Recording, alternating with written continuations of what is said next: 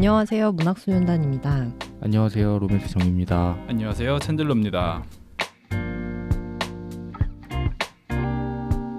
네, 문학소년단 시즌 7 16화 16화 반 넘었습니다. 꺾였죠?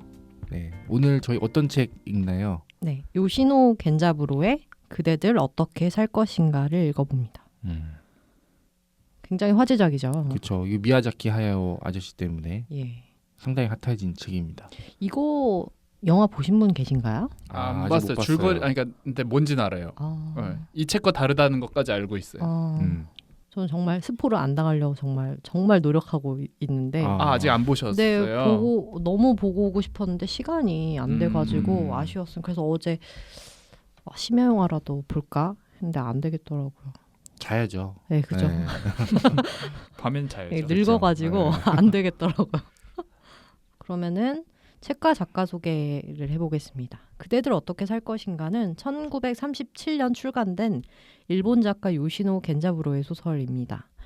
책의 작가의 말에 나온 설명을 제가 가져와서 한번 설명해 보겠습니다.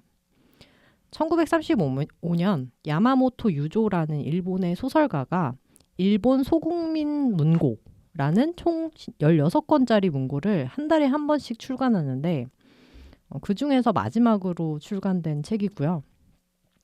제2차 세계대전 중에 탄생해서 군국주의가 확산되면서 언론과 출판의 자유가 제약을 받던 시기입니다. 이때는.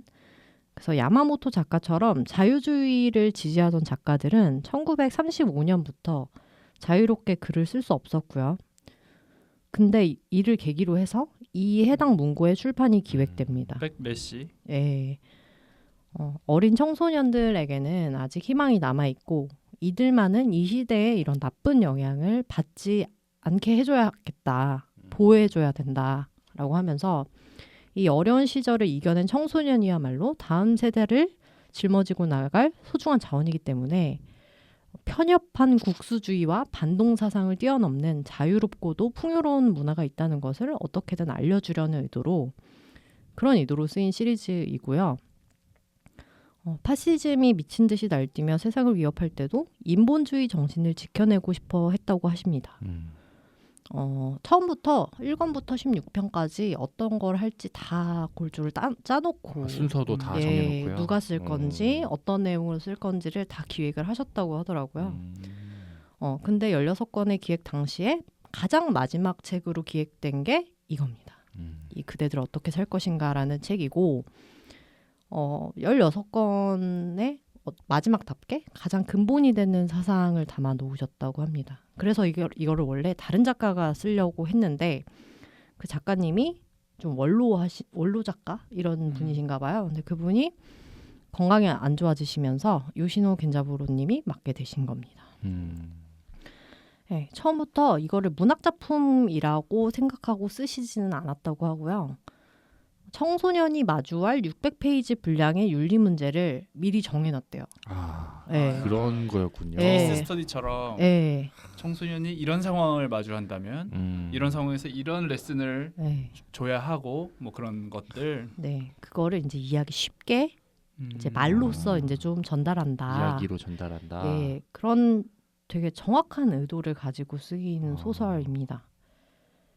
치밀한 그 과정이 있었네요. 이렇게 뭐 저희 지난 시간 읽었던 네. 어떤 판타지 문학과는 결이 다른. 네, 주먹구구식으로 쓰인 어떤 소설과는 굉장히 다르죠. 아무튼 주인공은 중학교 1학년 혼다 주니치 어린입니다. 아버지가 돌아가시면서 시가지에서 교회로 이사를 가요. 그래서 어머니랑 이 주인공이랑 할머니 가정부가 있는 집이에요. 원래 부잣집이었죠. 네, 원래 부잣집이었는데 아버님이 돌아가시면서 조금 이제 작은 집으로 이사를 가게 되는데 이 교회 지역에 외삼촌이 살고 있었어요.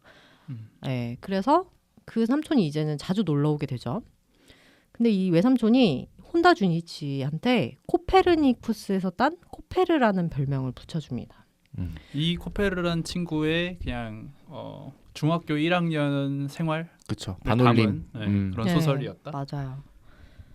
구성을 조금 더 설명해 드리자면은 방금 말씀하신 것처럼 어떠한 케이스들이 이미 다 마련이 되어 있었고 코페르가 그런 것들을 하나씩 겪죠. 청소년들에게 뭔가 네. 의미 있을 법한 에피소드들을 이제 성장 소설답게 그렇죠. 네.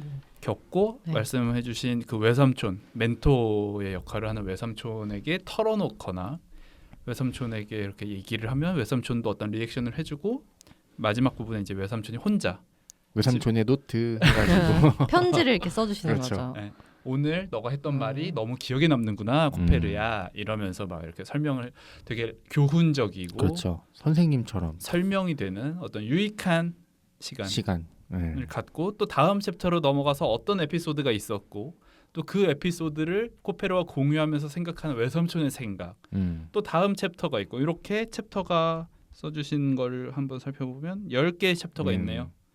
10개의 케이스 스터디 예. 거예요. 10개의 맞습니다. 케이스를 두고 이제 저희가 근데 저도 그런 줄 알았는데 뒷부분은 조금 이어지는 것 같아요. 그러니까 제일 굵직한 이 코페르가 네. 뭐라고 해야 될까요? 어떤 가장 크게 가장 변화를- 크게 시게 뭐랄까 가장 삶의 처절함을 한번 느끼고 그렇죠.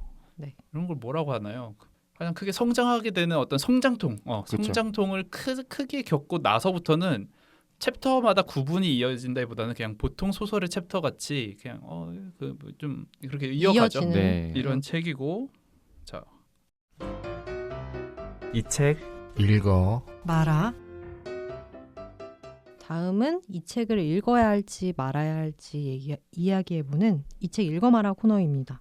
읽어야 하는 이유에 로맨스 정입니다. 읽지 말아야 하는 이유에 챈들러입니다. 네, 먼저 읽어야 할 첫 번째 이유입니다. 이게 1937년 작품이라니 좀 놀랐어요. 저는 그래도 한 뭐 7, 80년대 아니면 8, 90년대 작품이겠거니 생각을 했는데 저도 찾아보다 보니 이게 37년 작품이라고 정말 믿기지가 않았고 몇몇 단어들만 요즘 단어들로 좀 바꾸고 뭐 이렇게 한다면 거의 뭐 현대 소설이라고 해도 믿을 만한 그런 클래식이다. 정말. 시대를 타지 않는다. 네, 그렇게 생각하기 때문에 꼭 읽어보셨으면 좋겠습니다. 네, 읽지 말아야 하는 첫 번째 이유입니다. 서점에 가서 이 책을 찾으시면 뭐 마다 다를 수 있겠지만 적어도 교보문고 기준으로는 청소년 소설 섹션에 있습니다. 청소년 소설 카테고리라서 더욱 그렇게 느낄 수도 있는데 이게 에피소드 이후에 나오는 이 외삼촌의 편지 네, 외삼촌의 노트. 마치 교과서 별책 부록 같다는 느낌을 받았어요. 그래서 선생님이 이게 답 따라주고. 답 따라주는. 네. 그리고 이제 그 공간에 어떤 교훈적인 이렇게 살아야 한다 코페르 그것이 뭐 외삼촌은 너무 기특했단다. 아니 뭐 청소년 소설에게 그런 게 있는 것을 뭐 욕할 수는 없겠으나 성인인 제가 읽기에는 좀 유치했다. 네, 라는 겁니다. 네. 두 번째 읽어야 할 이유입니다. 풋풋한 어떤 청춘 그리고 우정.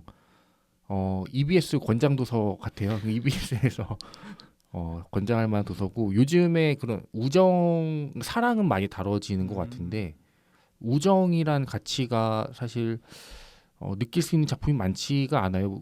웬만하면은 우정이었는 줄 알았는데 갑자기 브로맨스로 엮어서 뭔가 로맨스가 되고 그렇게 되는 경우가 많은데 어떤 그런 우정 뭔가 그런 콘텐츠가 요즘 부재했는데 반가웠다. 이런 이 책을 통해서 한번 우정을 다시 한번 되새기는 시간이 될 것 같아서 꼭 읽어보셨으면 좋겠습니다. 네, 읽지 말아야 하는 두 번째 이유입니다.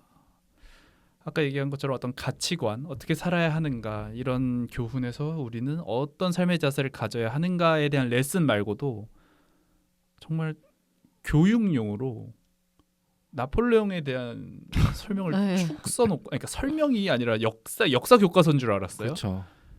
그리고 뭐 인도 불교와 이제 불상이 어떻게 되는가 그런 것들이랑 심지어는 이제 제가 이거는 거의 경제학 수업 때 들었던 것 같은데 어떤 이 연쇄 작용들 이 그렇죠. 네. 소의 젖이 바로 나에게 오는 게 아니라 어떤 과정을 거치고 그렇죠. 그 과정에서 어떤 업자가 들어가고 어떤 경제 요소들이 합쳐져서 나에게 우유가 온다라는 거. 제가 배우고 싶었다면 소설을 읽었겠습니까? 비문학을 읽으면 읽었지. 그렇죠. 네. 유통. 나는 그냥 이야기를 듣고 싶어서 소설을 하나 집었는데 왜 뭐냐? 네, 전 좀 벙쪘습니다.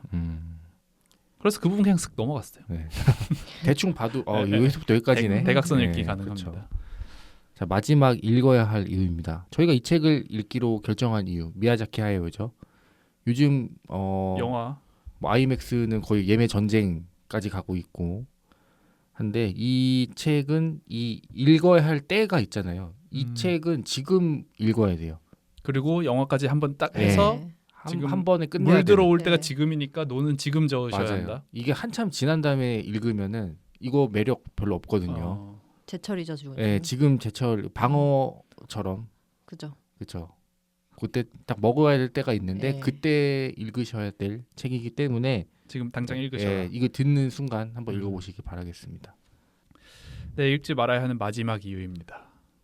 아까 얘기한 그 코페르가 가장 크게 아팠던 그리고 어떻게 보면 이 소설이 가장 중요한 사건이자 기승전결이 있다고 한다면 음.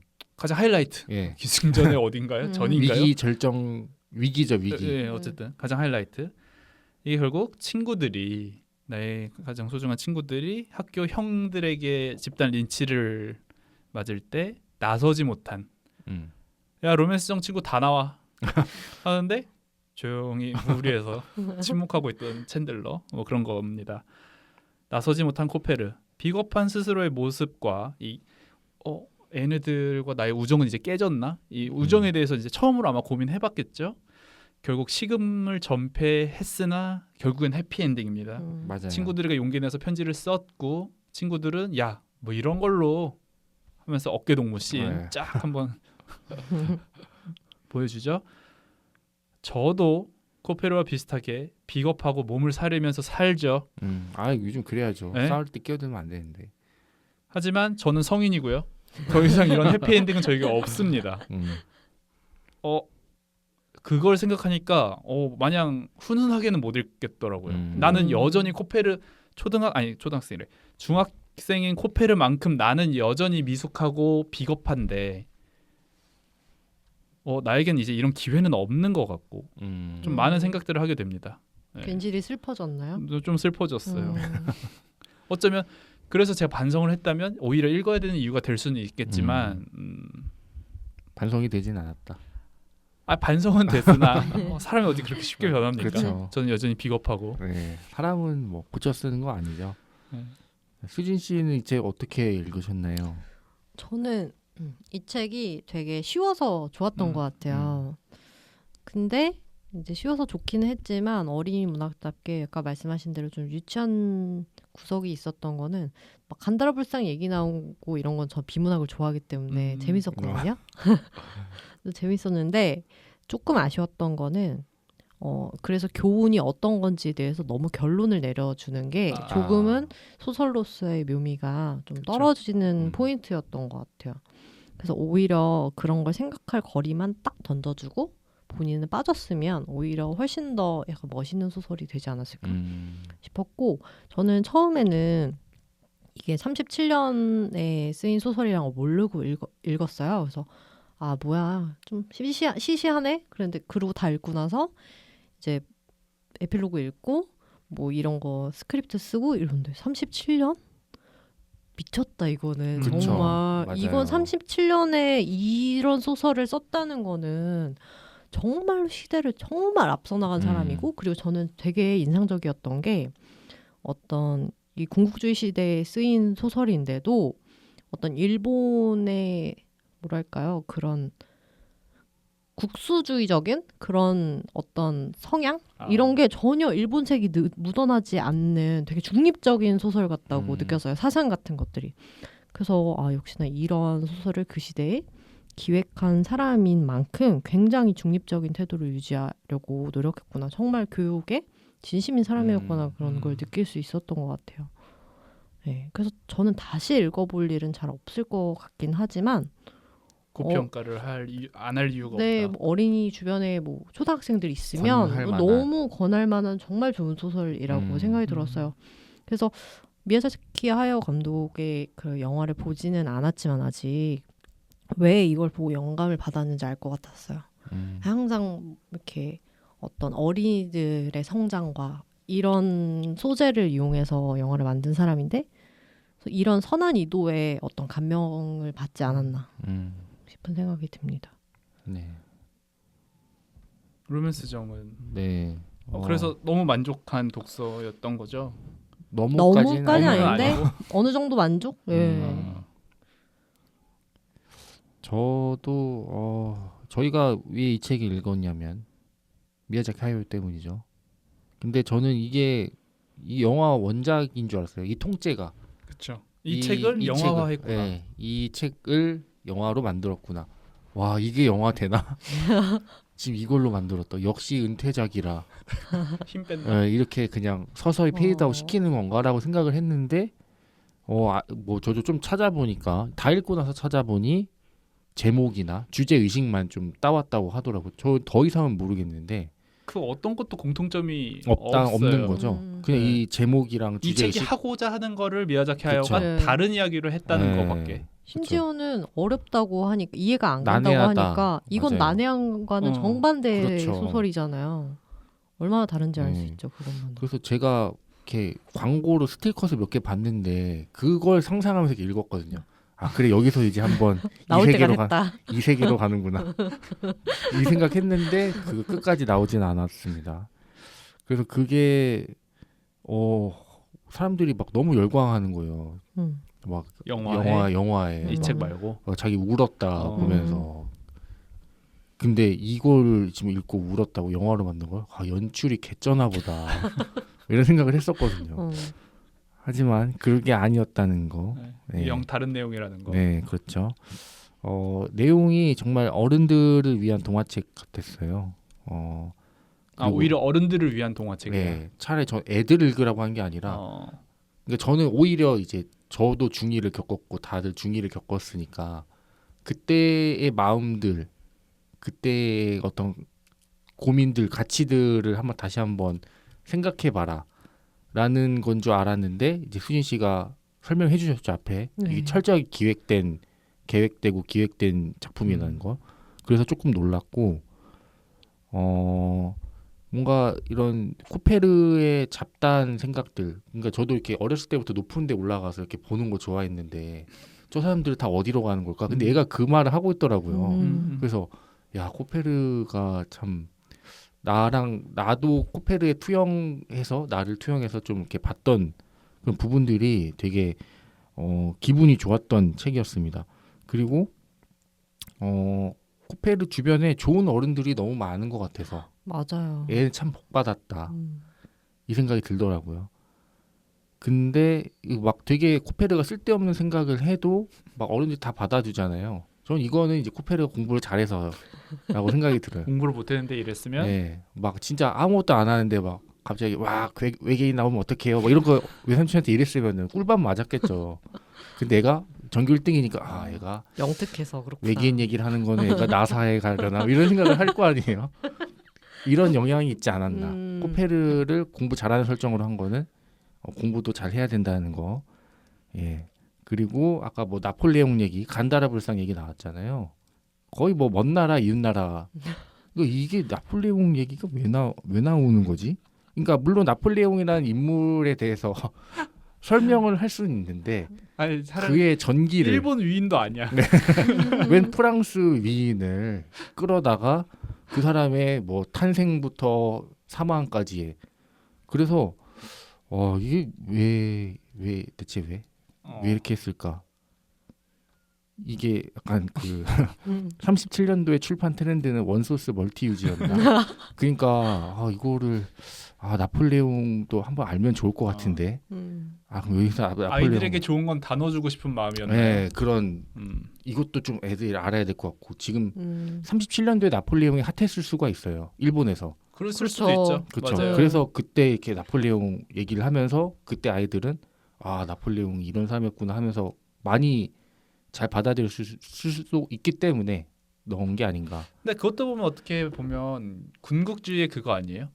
그렇죠. 전쟁 나폴레옹도. 영웅을 알려주자. 네, 맞아요. 그와 동시에 든 생각. 37년도에 우리나라 지금 독립운동하고 있었는데 이렇게 일본에서 한가지게 애들 가르치고 있었구나 이런 생각도 들긴 하더라고요. 아무튼 뭐 이렇게 뭐 되게 결론은 좋았다는 건데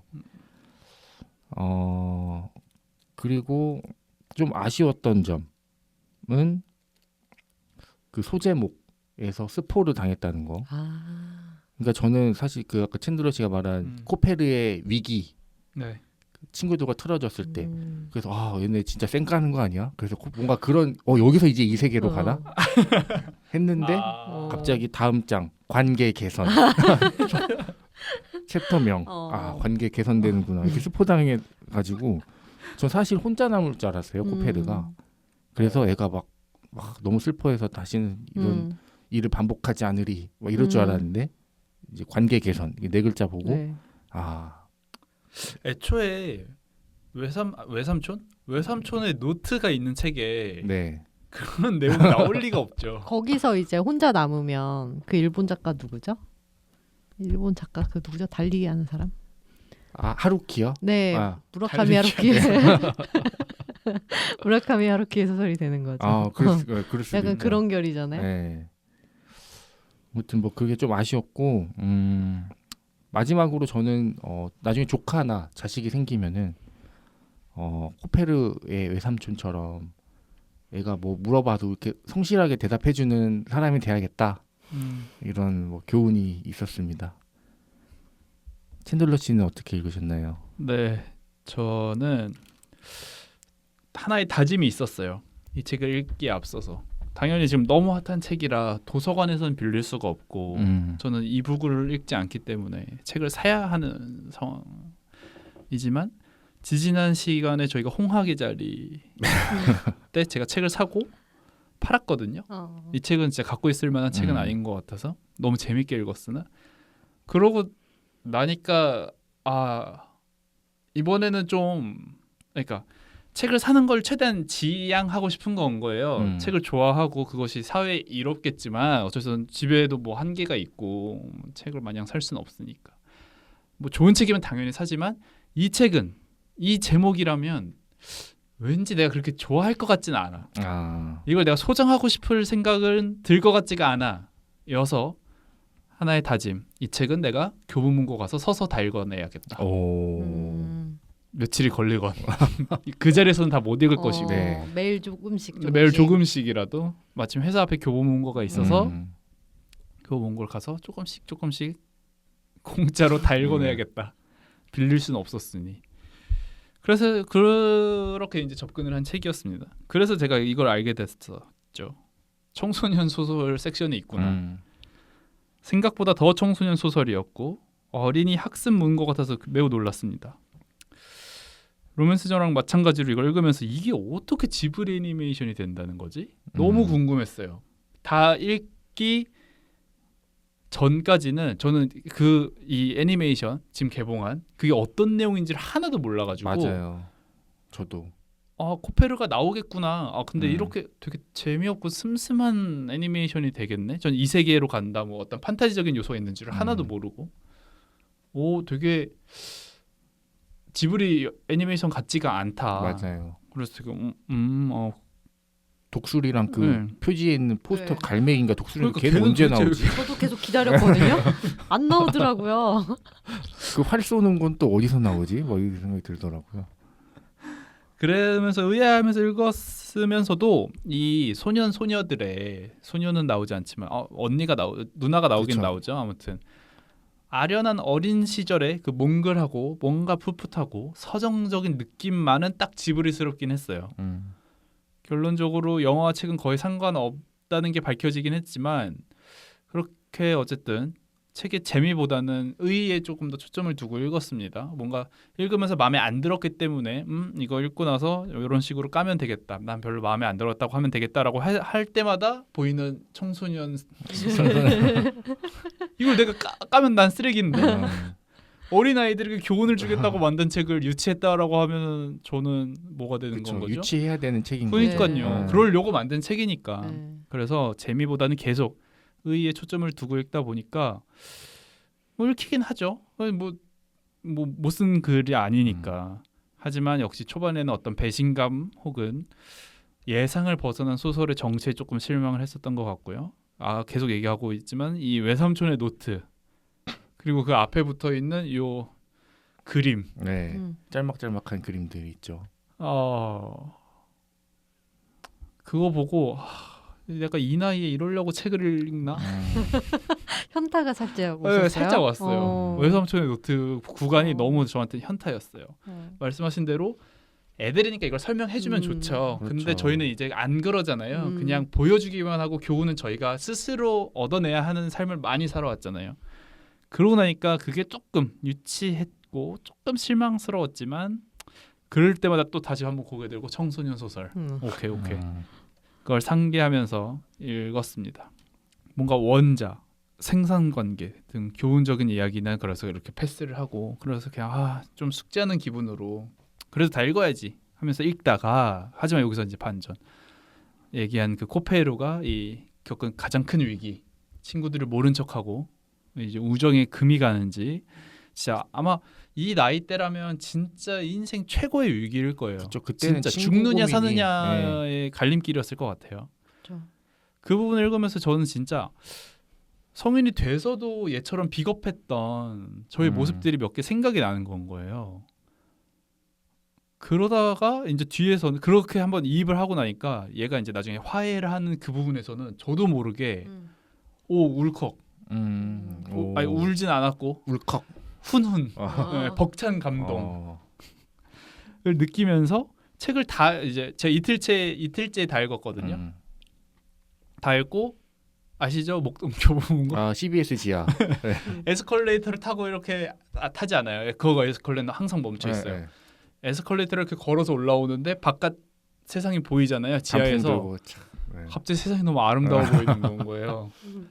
마치 영화관에 들어갔다가 나왔을 때 이게 달라 보이듯이 이 이야기를 접한 이전에 나와 이후에 나가 좀 달라진 거를 좀 느꼈습니다.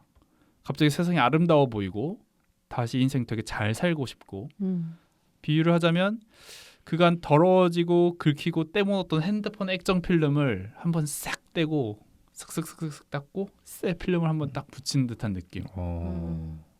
한마디 덧붙이고 싶은 것은 이 아까도 잠깐 얘기했지만 어린이 학습 책의 모습을 하고 있지만 이 서정적인 풍경 묘사가 이 책의 백미인 것 같고 지브리 애니메이션이 바로 그 애니메이션 속 화면이 바로 생각날 정도로 몇몇 걸출한 묘사들이 있었다.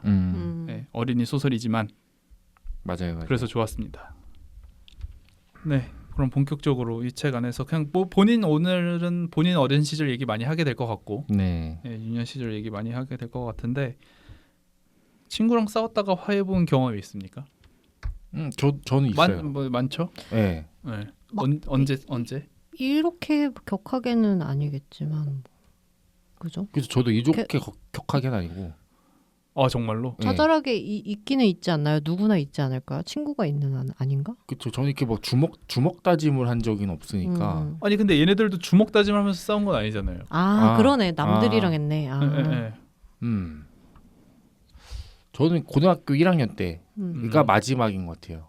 이런 그렇죠. 대학생 때 뭔가 친구랑 싸웠다라고 하기에는 좀 그럴 일도 없고 그래서 고등학교 1학년 때 한번 제가 뭐라고 놀렸는데 그 친구가 이제 진심으로 받아들여서 한번 긁혔네요. 발끈하고 긁혀가지고. 이제 거의 1학기 한 4월 달쯤이었는데 학기 초에 그래서 이제 2학기 거의 이제 마칠 때쯤까지 서로 연말까지 인사도 안 하다가 서로 투명인간 취급을 했었거든요. 그러면 로맨스 정도 사과를 할 법한데 그때는 왜 이래? 왜 이런 걸로 그래? 우리 뭐 이거 한두 번 한 것도 아닌데 뭐 이렇게 왜 나 같이 놀렸는데 왜 나한테만 이렇게 얘기하지? 맞아. 애들이랑은 다시 노는데 그래서 뭔가 거기 되게 친구들이 둘이 어색하네 막 이런 거 있잖아요. 그거 엄청 했어요. 근데 싫다. 그거를 한 5개월, 6개월 정도 유지하다가 되게 사소한 걸로 풀렸어요. 그냥 뭐 같이 어떻게 청소를 하다가 풀린 것 같아요. 같이 얘기하다가 뭐 되게 근데 그 일에 대해서는 그땐 내가 이래서 미안해 이렇게 끝난 음. 것도 아니고 그냥 그거는 뭐 서로 흐지부지 됐고. 네, 흐지부지하고 그냥 다시 또 얘기를 하기 시작했죠. 근데 이제 전처럼 좋아질 수는 없죠. 맞아요. 그렇죠. 그냥 인사만 하는 정도의 관계로 회복돼서 끝났죠. 그 친구랑 관계는. 음. 저도 중학교 버전으로 하나, 고등학교 버전으로 하나. 음. 중학생 때는 왜 그런 걸로 어떻게 싸웠는지 모르겠지만 그다음에 이제 자전거 타고 다니잖아요. 네. 저는 다녔거든요, 일산에서. 한번 친구가 우리 집에 와서 놀았나 그랬을 거예요. 그리고 그 친구는 자전거로 지금 생각하기에 한 2-30분 거리에 있는 곳에 살고 있어서 뭐 친하고 자전거 타는 거 좋아하는 때였고 막 움직일 때니까 뭐 바래다 줄게 하고 같이 저희 집에서 그 친구도 자전거 타고 제 집으로 왔고 집에서 나왔어요. 이렇게 가다가 제가 이제 슬슬 돌아가고 싶었나 봐요. 당연히 제가 그 힘들었나 친구를 봐요. 집까지 바래다 줄 건 아니잖아요. 이게 뭐 내 걔를 태워다 주는 것도 그쵸. 아니고 뭐 그냥 한 진짜 시간인데. 바래다 주러 나온 네. 거니까. 그래서 한 중간 지점에서 이제 나 갈게 했더니 걔가 뭐야 한번 좀만 더 가 이래가지고 좀 더 갔어요. 네. 그러고 나서는 또 저도 그러니까 갑자기 이제 놀이가 돼서 야 나 돌아가는 것 좀 바래다 줘. 아 네. 그렇게 됐군요. 이래서 걔가 저를 또 바래다 줬어. 음. 그러니까 뭐랄까 다시 돌아간 거죠. 아. 저희 네. 집까지 가다가 좀 또 멈춰서 또 어떤 풋풋한 연인들 같은. 또 멈춰서 그때쯤에 아마 가위바위보를 했었나 그랬던 아. 것 같아요. 내가 이기면은 너가 더 아니면 내가 지면은 얘를 더 쟤네 집 쪽으로 그렇게 하다가 더 이상은 이건 아닌 것 같은 건 거예요. 그렇게 놀다가 저도 이제는 집에 가고 싶다. 이게 뭐 하는 짓인가 해서 모르겠어요. 이거 거기까지만 기억이 나고 그것 때문에 아마 정색을 하고 좀 싸웠던 것 같아요.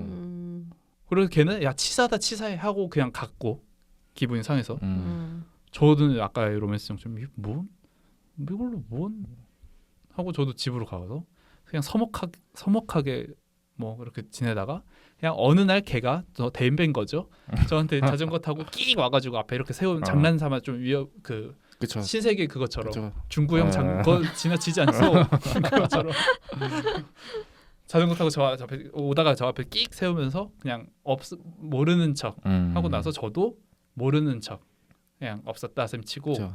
그 정도는 금이 가진 않았던 것 같아요. 그 이후로도 이전처럼 친하게 잘 지냈던 것 같고 고등학교 때는 모르겠어요. 뭐 때문인지도 모르겠는데 화해는 어떻게 했냐면 드라마 본다고. 그 당시에 스마트폰 당연히 없었고 고등학교 2학년이었으니까 아마 다들 PMP에 그러면은 드라마를 다운받아서 넣었었나? 기숙사 학교였고 아니다. 어떤 친구가 그 시절에 그런 게 됐었네. 자기는 이걸 DMB로 그 당시에 베토벤 바이러스였을 거예요. 옛날이네요. 네. 그쵸. 그거 본다고 이렇게 부금이씨? 뭉쳐 하다가 형 그렇게 나는 그 친구의 침대로 들어가서 드라마를 같이 보게 될 줄은 몰랐는데 어쩌다 하다 보니까 그냥 그렇게 아사무사 또 화해를 했었던 것 같은 기억. 그 정도 있네요. 그건 왜 싸웠는지는 기억이 잘 안 나요. 수진 씨는 저는 이렇게 막 말로도 싸워본 적은 없는 것 같아요. 막 보통은 티격태격을 그냥 안 하고 그냥 손절을 한다. 아니면 이제 조곤조곤 이래 해가지고 좀 서운했다 그렇게 얘기하고 이제 잘 마무리를 짓고 다음날 만나거든지 아니면 조용히 손절을 하던지. 연락을 안 받고 네. 약속이 있다고 네. 한다거나. 어린 시절 최대 걱정거리 내 인생 거의 끝나지 않나 이것 때문에 고민했던 거 다들 당연히 있을 텐데. 저는 그게 진짜 싫었던 것 같아요. 저는 어렸을 때는 진짜 소심해가지고 발표도 못하고 그랬어가지고 저는 정말 학예회가 학예회 시즌만 되면 제가 잠을 못 이루고 꼬맹이가 엄마 폭력이에요. 폭력. 엄마한테 진짜 맨날 엄마는 혼자 엄마 나 학예회 날 학교 안 가면 안 될까? 제발 안 가게 학예회 나 노래 부르기 싫어. 노래하셨나요? 네, 노래 시키고 근데 그것도 노래를 하는 것도 그것도 진짜 커다란 트라우마예요. 지금도 기억이 나요. 제가 얼굴이 엄청 빨개져가지고 막 목소리 거의 염소처럼 나왔던 그런 게 정말 저는 학예회가 정말 커다란 힘든 고민과 걱정이었던 기억이 납니다. 학예회. 저 학예 때 저도 태권도 하고 이랬거든요. 얍얍 이런 거 하셨나? 네, 맞아요. 전 학예를 한 기억이 없어요. 오 정말요? 선진학교에서 살았군요. 그렇죠. 어 학예 없는 학교가 좋은 학교예요. 맞아요. 애들 뭐 그렇게 장기자랑 시키고 그죠. 아주 못된 학교죠. 로맨스정 어릴 때 인생 최대 고민. 제 최대 고민은 저는 손에 땀 나는 거. 어릴 어렸을- 때서 초등학생 때서. 네, 어릴 때는 스킨십이 많잖아요. 이게 애들끼리 뭐 그죠. 잡고 놀고 막. 그리고 애들은 아무 말이나 다 하죠. 그쵸. 야, 너 손에 땀이 많아. 막 이런 거 하는데 뭐 그런 거 할 때, 그러니까 체육 시간에 유독 그 스킨십이 많아요. 손잡고 그죠. 뛰어라. 손잡고 뛰기, 뭐 이렇게 어깨에 올리고 뭐. 그쵸. 이렇게 다 같이 손 잡은 상태에서 한 명씩 빠져나오기 막 이런 것들 하잖아요. 근데 저는 이거 너무 지옥 같은 시간이었어요. 그러겠네요. 그래서 진짜. 애들 이렇게 옷 입으면은 옷 이렇게 손목 잡고 막 이랬거든요. 그런 뭐 손 잡는 활동하는 게 진짜 너무 싫었어요. 너무. 근데 원래 그런 애들 있잖아요. 선생님, 자 옆에 있는 사람이 손잡아 그랬는데 나는 이렇게 딱 내밀었는데 얘는 여기만 잡아. 맞아요. 제가 그랬어요. 저 이렇게 잡고 그랬어요. 그러면 이제 얘가 나를 그 정도로 싫어하나? 막 그런 생각 들잖아요. 에어압수하고. 그런 이유일 수 있겠네요. 네, 그래서 그런 손 잡는 거에 대한 트라우마가 엄청 있죠. 생각보다 애라서 풋풋한 지금 생각해 보면 풋풋한 고민이 아니라 그건 지금도 너무 고민이네요. 근데 지금은 그게 크게 신경 안 써요. 그냥 터치할 뭐. 일이 없으니까. 나 손에서 많이 나. 야 이렇게 좀 된 거죠. 근데 어렸을 때는 막 엄마한테 나는 왜 이렇게 손땀이 많이 이렇게 나왔냐. 뭐 이런 얘기도 하고. 뭐 이거를 약을 뭐 한의원도 가고 뭐 양약도 먹고 바르는 약도 해보고 막 별의 별짓을 다 했거든요. 어렸을 때 진짜 큰 고민이었는데 지금은 그냥 나이 들수록 점점 적어지더라고요. 땀이 슬슬. 다행이네요. 네, 그래서 그냥 뭐 나중에는 뭐 아저씨 되면은 진짜 아저씨 되면은 이제 뭐 알아서 안 나겠지 뭐 이런 생각으로 살고 있습니다. 그때는 건조해서 핸드크림 발라야 될지도 몰라요. 그렇죠. 저는 아직 핸드크림을 바른 적이 없으니까 그렇습니다. 저한테 생일날 핸드크림 보내지 마십시오. 이상입니다. 세상 쓸모없는 물건인가요? 저한테 쓸모 없습니다. 아니 보통 손등에는 바르잖아요. 손등에는 이제 향 느끼려고는 하는데 사실 그 용도가 그게 아니잖아요. 맞아요. 보습이죠. 그렇죠. 저는 진짜로 더 쉽지 않은 게 하나 생각나서. 그러니까 사실 코페르는 중학생이지만 저는 초등학교 저학년 때 있었던 일입니다. 한 2학년이었나? 1학년이었나? 2학년 혹은 1학년. 그 당시 이제 분단으로 앉는 거 있잖아요. 이렇게 붙이고 이렇게 붙여서 여섯 명이서 여섯 명이서 이렇게 모여 앉아가지고 하는 이런 구조. 모여 앉는 그 분단. 그 분단에서 많이 친해지죠. 그렇죠. 그 분단에 당연히 뭐 남녀 공학 초등학교는 다 남녀 공학이니까 아닌가? 아무튼 여자애들이 있었고 남자애들이 있었습니다. 그리고 어릴 때인지라 뭐 그냥 별로 그런 오히려 그러니까 초등학교 저학년 때는 오히려 여자애들 남자애들 잘 놀아요. 고학년 때서부터 이제 거의 남녀 잘 안 취소 놀죠. 부동석이 되고 여자애랑 놀면 뭐 남자애랑 놀면 애가 되는데 저학년 때까지만 해도 서로 뭐 거의 거침이 없었던. 그렇죠. 근데 그때 저 진짜 똑똑하게 이거 좀 억울한가? 똑똑하게 기억해요. 쌍둥이가 같은 반에 있었던 것 같고 한 명이 자기가 그러니까 여자애 둘이 쌍둥이였는데 한 명이 자랑을 했어요. 나 이제 브라 입는다 이러고 초등학생인데 그걸 이제 우리 모두에게 공유를 했으니까 뭐 애라서 근데 저도 부끄러움은 없었던 것 같아요. 그리고 그때는 브라라고 안 하죠. 브라자라고 하죠. 그렇죠. 그러고 나서 며칠 후에 뭐를 이렇게 하다가 어쩌다가 또 그냥 대화 이렇게 하다가 제가 다른 애한테 그러니까 그때 그것을 공유했던 친구인가 봐요. 얘 브라자 입잖아라고 했던 기억이에요. 그랬더니 걔가 그때 갑자기 정색을 하는 건 거예요. 자기가 말해놓고? 응. 제가 말 안 했는데 내가 보고 이랬으면 그거는 얘가 제가 실수한 건데 분명 자기가 얘기를 해서 나도 그걸 얘기를 한 건데 갑자기 얘가 정색을 하는 건 거예요. 그리고 자기가 안 입는데요. 내가 엄청 큰 실수를 했나? 아닌데 얘가 분명 했는데. 그리고 그렇게 그 자리가 끝나고 집에 가서 계속 막 인생이 진짜 망한 것 같은 건 거예요. 큰일 났다. 얘네 엄마가 우리 엄마한테 전화하면 어떡하지? 그러니까. 나 진짜 인생 망했다. 나 잡혀가나? 그리고 심지어 전화가 한번 왔어요. 그 당시만 해도 집 전화가 많이 울릴 때잖아요. 맞아요. 때르르 울려가지고 그리고 엄마가 받잖아요. 네. 어떻게 전화했나 봐. 나 이제 어떡하지? 했는데 당연히 전화 안 오고. 그 이후로는 모르겠어요. 당연히 뭐 그걸 혼나지도 않았고 뭐도 없었는데 그냥 그때 진짜 인생 끝나는 줄 알았어요. 내가 뭐 장난이 지나쳤던 건가? 아닌데 걔가 분명 지 입으로 말했던 건데 하면서 되게 한결같네요. 어렸을 때부터 지금까지 쭉 이렇게. 저 진짜 그 얘기 듣고 나니까 생각나는 진짜 억울한 일이 있었어요. 저도 그 맘때쯤에 그냥 실명 거론해야겠다.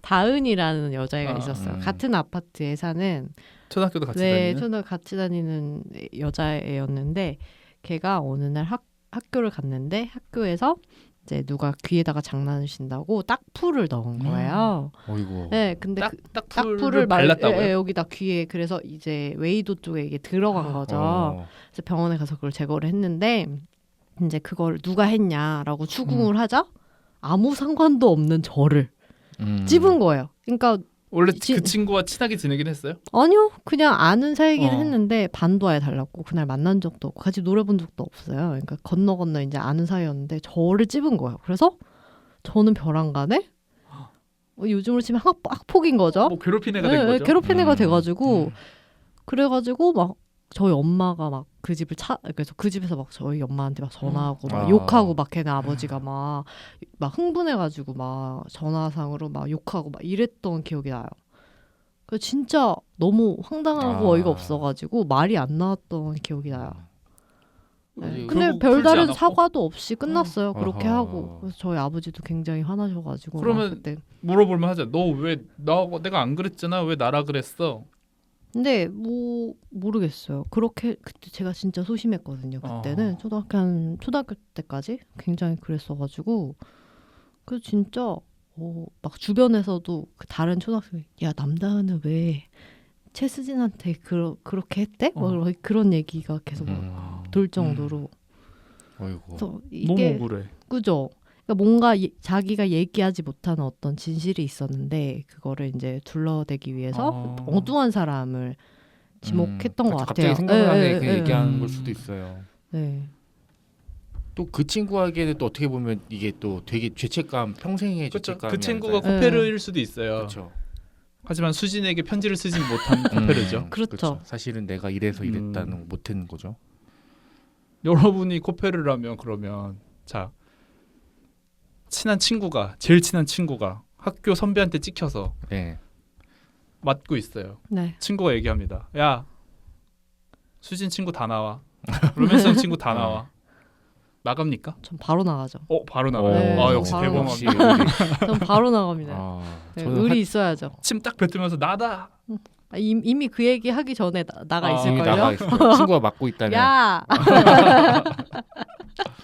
전 화장실 가죠. 나 배 아파서 이러면서 화장실에서 그거 원래 그 화장실 간다 그러면은 뭐 그 배 아니야 이거 하잖아요. 전 그 배라고 하고 갈 것 같아요. 캔들러시 나가니까. 근데 이때는 무섭죠. 그 한두 살 차이가 뭐라고. 뭐 되게 형들 같고. 그러니까요. 근데 지금 봐서 뭐 한두 살 차이면 그냥 뭐 그죠. 같이 또래인데 그때는 왜 이렇게 컸는지. 괜히 그런 게 있는 것 같아요. 그러면 인생 살면서 가장 비겁했던 순간 고백할 수 있나요? 비겁했던 순간? 다들 비겁한 순간이 없나요? 저만 이렇게 많이 떠오르나요? 뭐가 있을까? 비겁. 아하.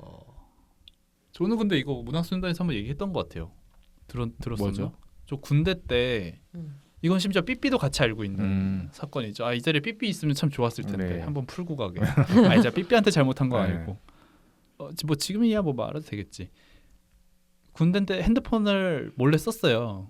해경은 다 몰래 써요, 여러분. 요즘은 다 쓰니까 뭐. 요즘 다 쓰니까. 그때는 몰래 썼어요. 그리고 그 사실을 저희끼리 진짜 안 들키면 장땡이야로 한 게 아니라 예를 들면 해경이니까 의경이라면 의경 지도관이 있잖아요. 다른 사람들은 그러니까 그 사람들에게는 마치 담임쌤처럼 하나의 일이 더 붙은 건 거죠.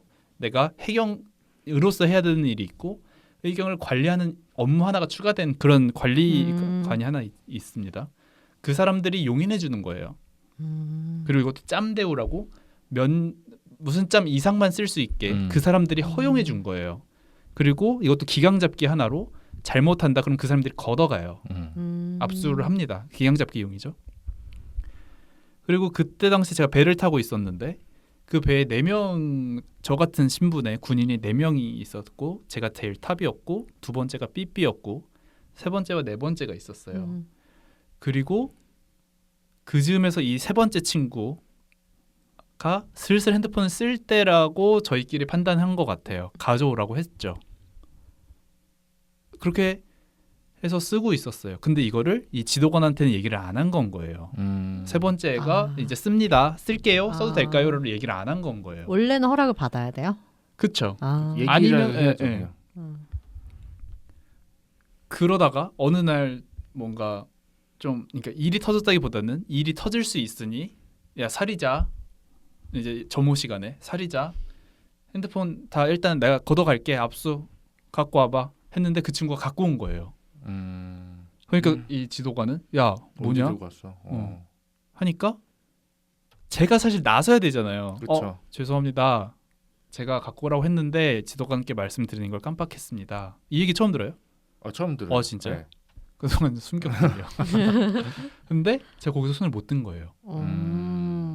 그래서 그 친구는 돌진계를 징계를 지나쳤네. 징계를 받았다기보다는 그러니까 징계를 공식적으로 안 내려요. 이게 애초에 이게 공식이 될 수가 없으니까 그쵸. 징계를 못 내리고 그 친구는 그저 말 안 듣고 지가 독단적으로 핸드폰을 갖고 온 사람이 된 거예요. 찍힌 정도네요. 네. 근데 워낙 일을 잘해서 찍히진 않고 그냥 그때 아. 괘씸죄만 받았죠. 그래서 그냥 핸드폰 압수 당하고 좀 욕 좀 먹고 그 자리에서 갈굼 좀 당하고 그 이후로 뒤탈은 없었고 잘 지냈는데 그때 제가 못 나선 거가 너무 스스로 너무 비겁한 건 거예요. 여기서 내가 나서면 내가 혼난다. 보고를 안 한 내 잘못이니까 내가 혼난다 때문에 그때 거기서 얘기를 안 하는 게 너무 인생에 있어서 너무 큰 일이었어가지고 그 이후로는 게다가 지금 또 제가 하고 있는 일이 어쨌든 간에 어떤 팀이 있을 때 그냥 그 팀에서 책임질하고 있는 일이기 때문에 뭐만 있으면 제가 어쩌고 저쩌고 제가 어쩌고 저쩌고 하려고 얘기를 하죠.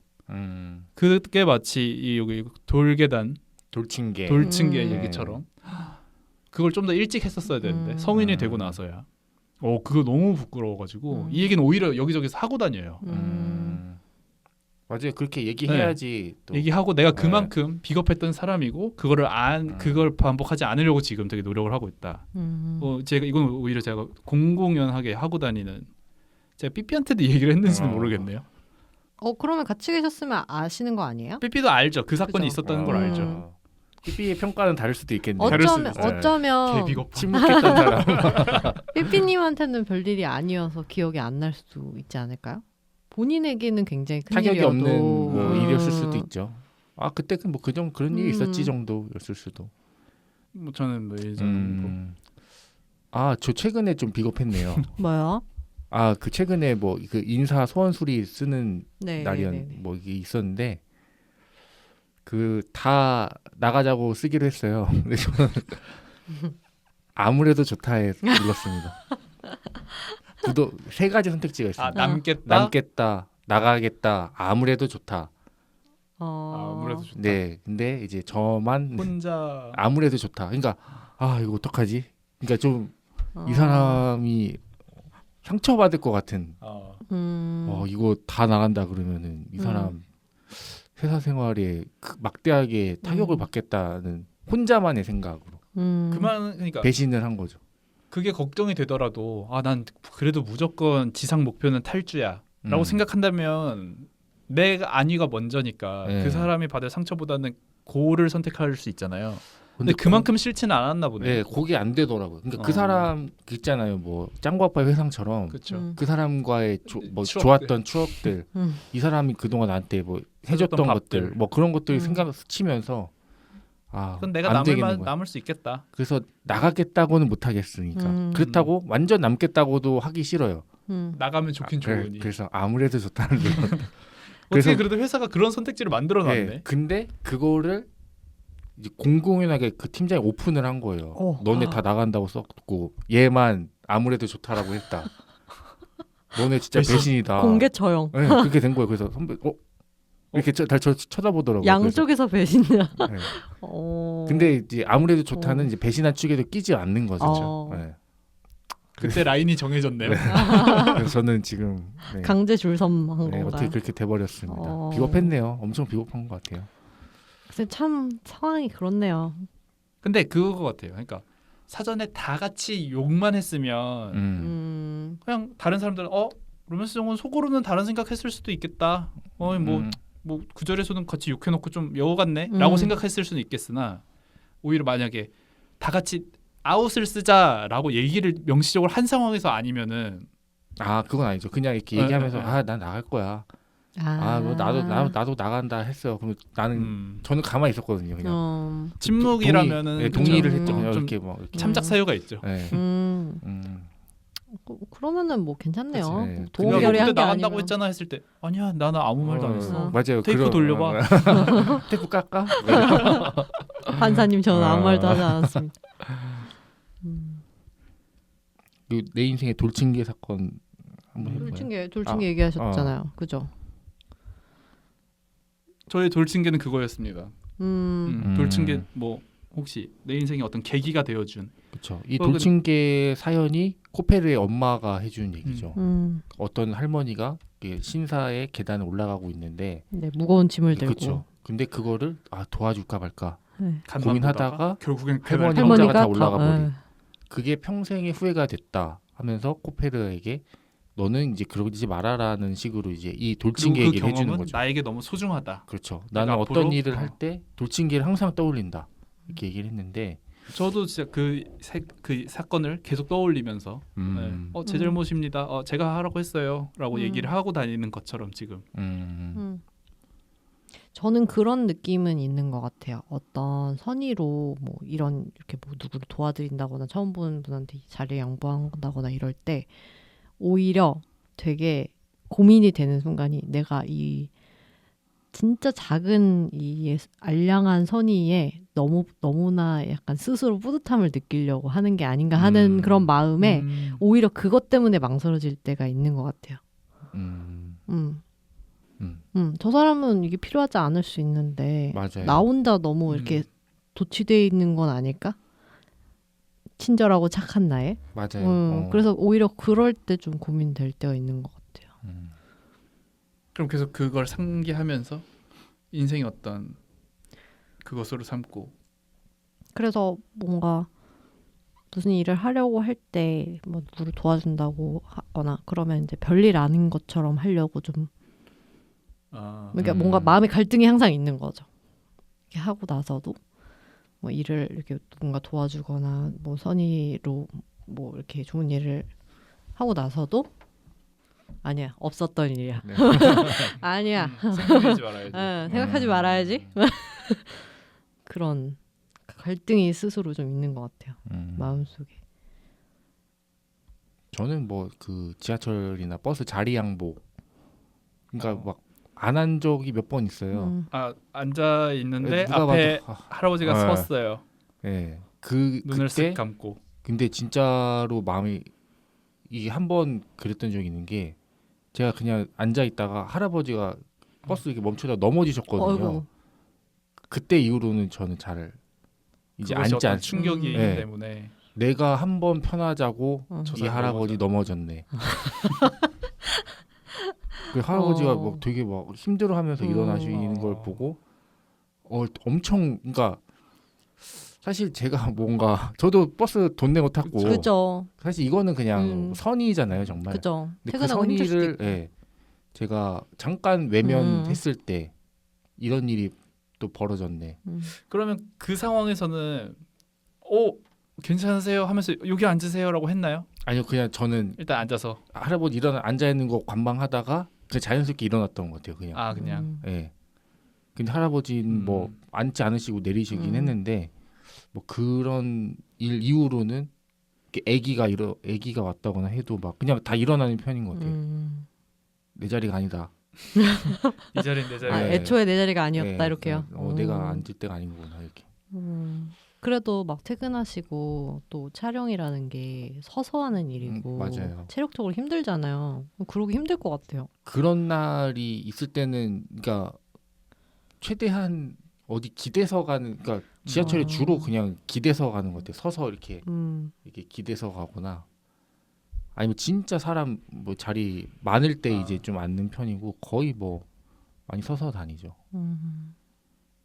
애초에 그런 상황 내가 선의를 발휘해야 되는 상황을 만들지 않고 싶기도 한 갈등 네. 고민하고 상황이 싶지가 싫어서. 않아서 나는 그냥 일어나 있는 사람 1인으로 그냥 남고 싶은 게 있어서 그리고 종종 자리가 있는데 서 있는 사람에게는 어떤 좀 멋진데 그렇죠. 뭔가 이 자리에 연연하지 않는 것 같은 호연을 느낄 때가 있어요. 그래서 저도 가끔 스스로 앉고 싶지만 서 있는 나 좀 멋져. 이러면서 서 있을 때 있어요. 다리가 안 아픈 챈들러 아니면 그 바지 구겨지는 거 싫어하는 사람들이 안 앉더라고요. 그 진짜요? 멋쟁이들은 안 그럴 수 앉아가더라고요. 그래서 안 앉는다고요? 무릎 나온다. 네 맞아요. 그런 것 때문에 옷 망가진다. 그렇구나. 네, 그래서 뭐 양복 밥도 입은 서서 먹나? 맞아요. 그 막 바버샵 다니는 것 같은 아저씨들 형들 있잖아요. 보면은 잘 안 앉아가더라고요. 이런데 접히고 이런 네, 짝 맞아요. 때문에. 네. 그렇구나. 그 무릎 뒤에 이게 쭈글쭈글해지니까 네네네. 그게 싫은가 봐요. 네. 아무튼 뭐 그렇습니다. 책 갈 피.